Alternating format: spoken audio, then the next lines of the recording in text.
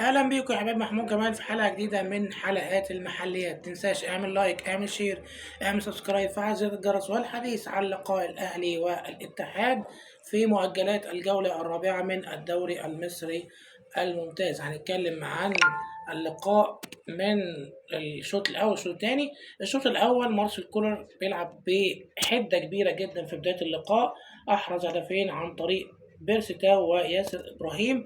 النادي الاهلي بيعمل حاجه جميله جدا مع مارسيل كولر في الموسم دوت، وهو ان انا بخلص في اول الشوط الاول عشان ارتاح في الشوط الثاني، وده ما كانش بيحصل ايام بيتسو موسيماني ولا ريكاردو سواريش.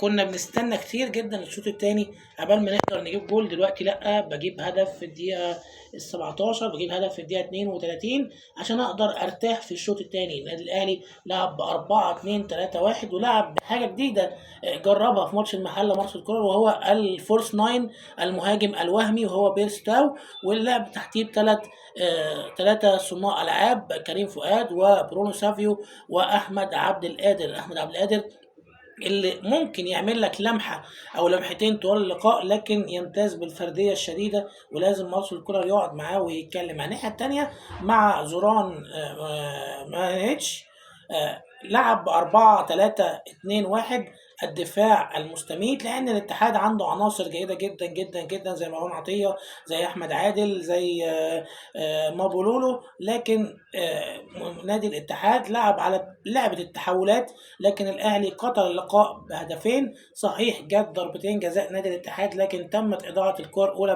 من ابننا محمود علاء، وركله الجزاء الثانيه من احمد عادل اضحى بغرابه شديده جدا جدا، حطها في السماء يعني ولا منه شاطها جوه الجول ولا منه شاطها بين القائمين.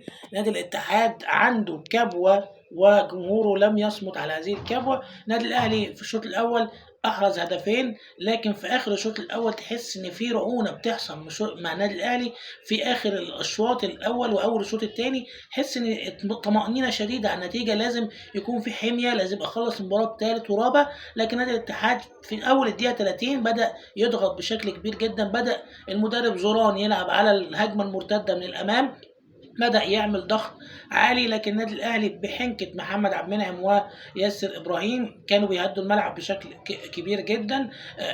انتهى الشوط الاول بتقدم الاهلي 2-0. خش الشوط الثاني، بدا الشوط الثاني بضربه جزاء زي ما قلنا، احمد عادل ميسي حطها في السماء.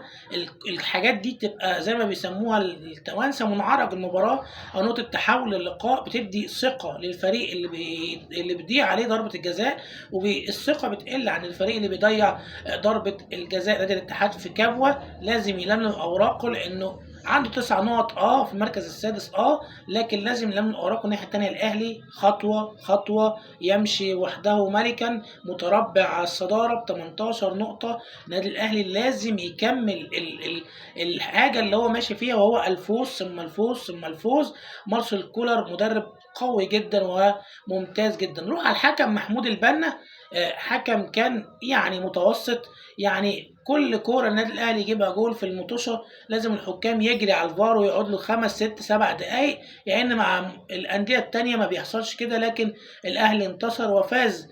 في الشوط الاول كان رائع، الشوط الثاني في على بعض علامات الاستفهام، في لما بيغيب محمود متولي، لما بيغيب ثنائيه محمد عبد المنعم محمود متولي، بيبقى في بعض الاخطاء في دفاع النادي الاهلي. لما بيلعب ياسر او رامي او ايمن اشرف بيبقى في بعض الاخطاء، لازم تعويض المكان دوت. ومبروك للاهلي وهارد لك لجمهور الاتحاد. وفي اخر الكلام السلام عليكم ورحمه الله وبركاته.